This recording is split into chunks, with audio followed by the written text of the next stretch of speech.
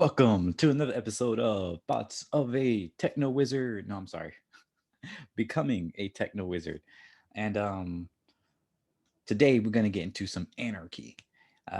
Been a fan of anarchy for a very long time, and very excited to have recently found some great literature around what anarchy is, because it's not merely chaos or whatever, right?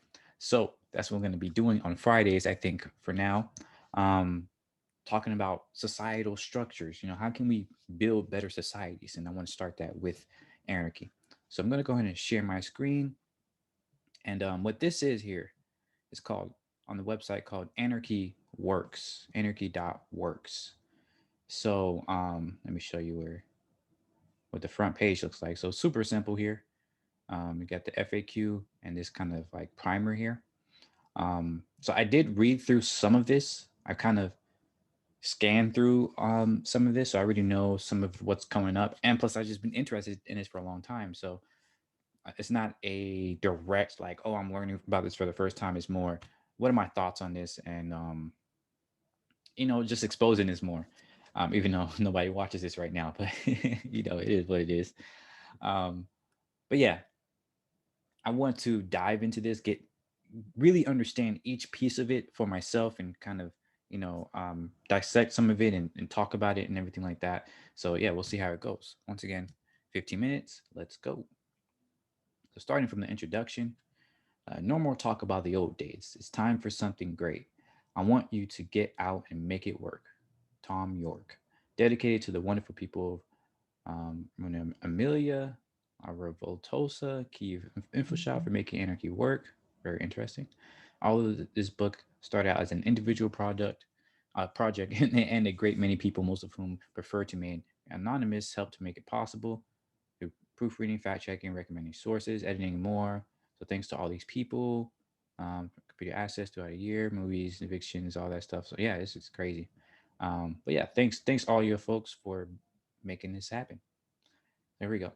There are hidden stories all around us, growing in abandoned villages, in the mountains, or vacant lots in the city, petrifying beneath our feet in the remains of societies like nothing we've known, whispering to us what things could be different, but the politician you know is lying to you, the manager who hires and fires you, the landlord who evicts you, the president of the bank that owns your house, the professor who grades your papers, the cop who rolls your street, the reporter who informs you, the doctor who medicates you, the husband who beats you, the mother who spanks you, the soldier who kills for you, and the social worker who fits your past and future into a folder in a filing cabinet, all ask, "What will you do without us?" It would be anarchy.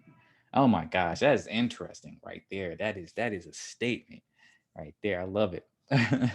Because very much we kind of been indoctrinated, conditioned to believe that civilization itself is dependent upon this hierarchical structure, this structure of having to be supported by some system, right? Some government governing system or whatever.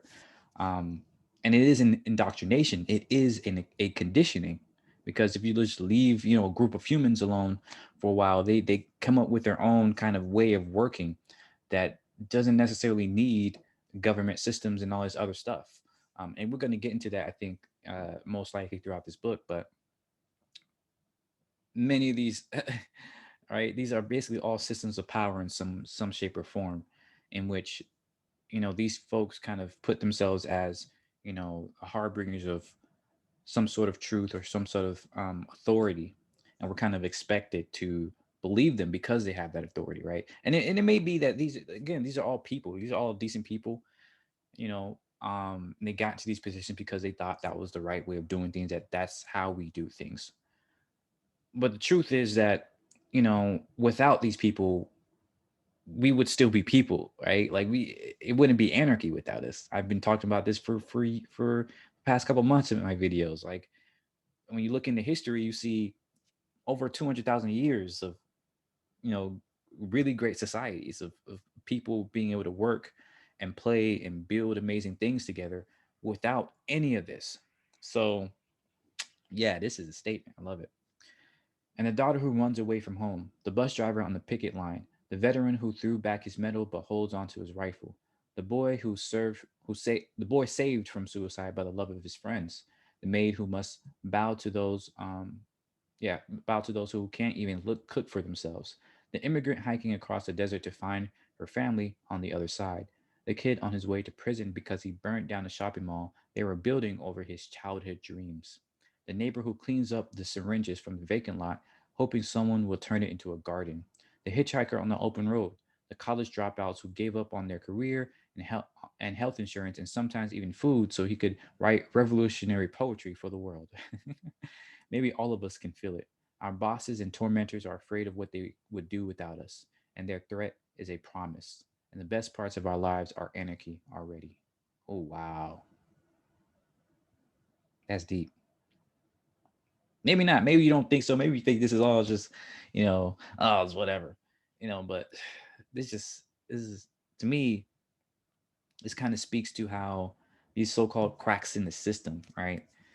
Poverty and servitude and low paid wages and uh, lack of health insurance and kind of the commoditization of and destruction of neighborhoods for the purpose of mass production and all this other stuff. Like, you call that like, oh, cracks in the system, or just that's just how it works. But to it kind of seems like a mess. Like, that is chaos. Right? Like the fact that, now I'm going to get into it too much. Let's just get into the actual work here. All right.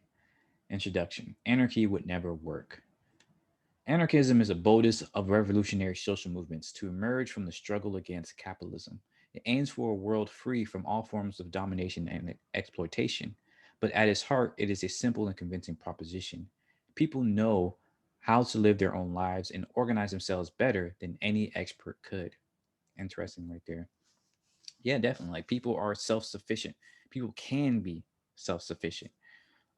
And though I do think there is a place for experts and expertise and specializations and things like that, the idea that we have to kind of mold our entire life around, experts, and I say experts because even expertise itself is a constant process, right? You can be an expert in something, but that's not like the end, right? There's always more to learn. So even experts that we do really really value today, like say for instance you're an expert in a certain medical procedure or something like that, right? You might know a lot of information about that and that might be very helpful, but we can learn something a year from now, 10 years from now, that makes your expertise kind of, you know old news, and you have to relearn things. You have to, re-educate yourself and things like that. So I say expert because it's, when we get this idea of expert, I think very often we have this idea of this is a master, and there's nothing else they're the kind of tip of the authority and all this other stuff in that field. But it's always a learning, example. It's a learning process.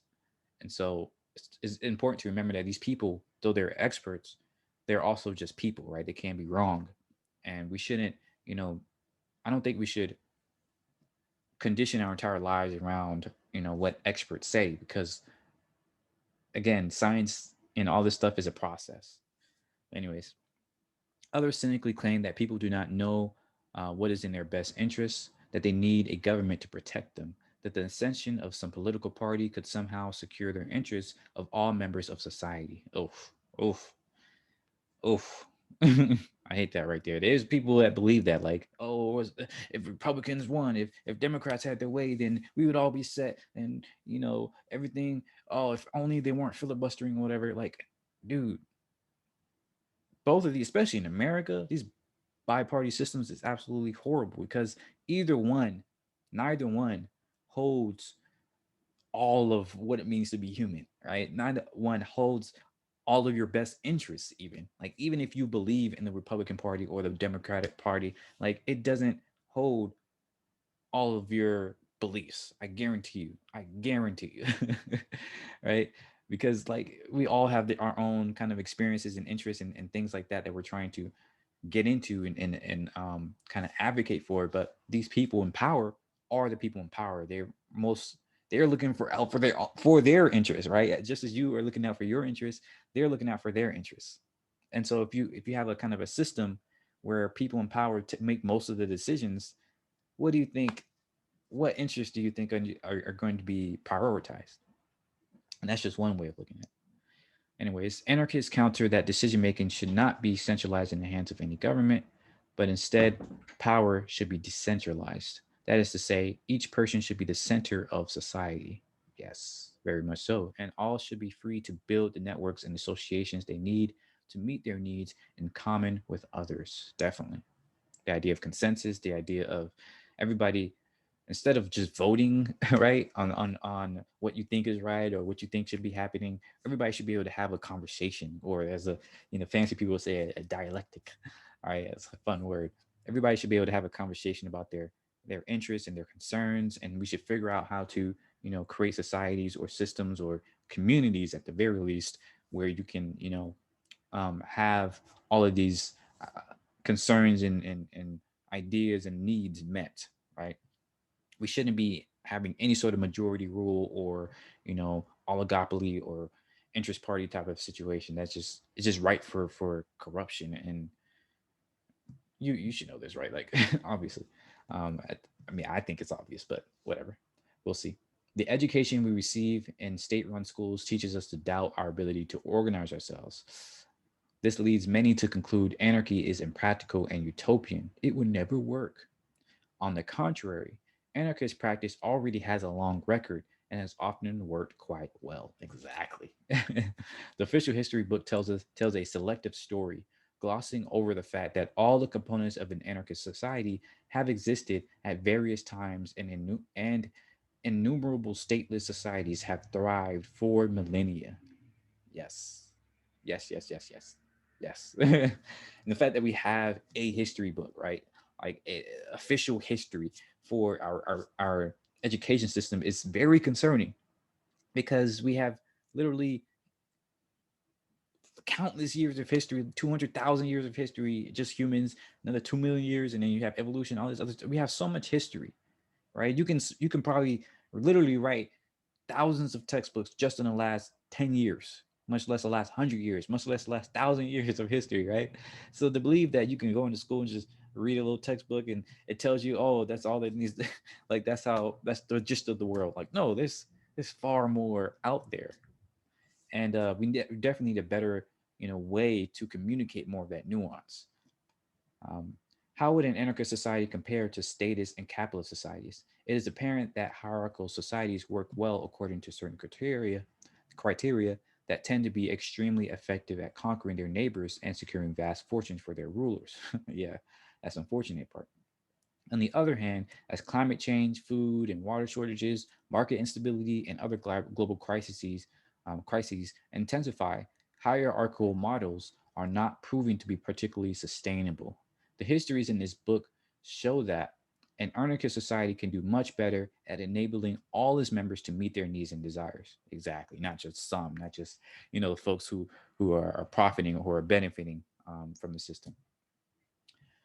The many stories, past and present, that demonstrate how anarchy works have been suppressed and distorted because of the revolutionary conclusions we might draw from them. We can live in a society with no bosses, masters, politicians, or bureaucrats, a society with no judge, no police, and no criminals, no rich or poor, a society free of sexism, homophobia, and transphobia, a society in which the wounds from our centuries of enslavement, colonialism, and genocide are finally allowed to heal. Oh man, that is powerful. That's a strong statement right there. Strong thing right there. The only things stopping us are the prisons, programming, and paychecks of the powerful, as well as our own lack of faith in ourselves.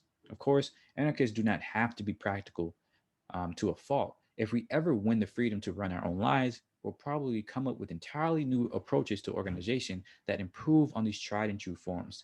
So let these stories be a starting point and a challenge. Exactly. So the thing about this, I think is interesting to point out here is that many of these things, the reason why I think many of these things are so provocative, right? To kind of say, to kind of think about is the idea that, how can you have a society that has no police and no criminals, right? That has, are you saying there's no crime? No, I think what they're going to get into here, again, I only scanned it. So I think we're going to get into here is the idea that there are criminals comes from the idea of law and judges and people that are judging these people, right? Yes, there is crimes, there is people who do bad things, but in societies that are self-sustainable, that are like hyperlocal or that have their own, individualized justice systems, people are more able to deal with these problems on a case by case basis, right? So you don't just throw somebody in jail because they did a crime. You figure out why they did it, right? Because these are your friends, these are your neighbors, these aren't just some random strangers. These are people that you've lived with all your life. And if they do something bad, you wonder why. Like if your friend went and robbed a store or even did something crazy like killed somebody, you're gonna be like, why did you do that? Like you're not just gonna throw them in jail. You're gonna figure out why what happened. Like, did they feel like attacked? Did they have some mental break? You're gonna figure out what's going on with them, and you're gonna try to, solve that problem. So the idea of there being just criminals definitely is a and judges and police, is a result of a structuralized system. Is a result of our kind of um capitalistic society or democratic society. It's any kind of hierarchical structure where you have people in power and people who do not have that power.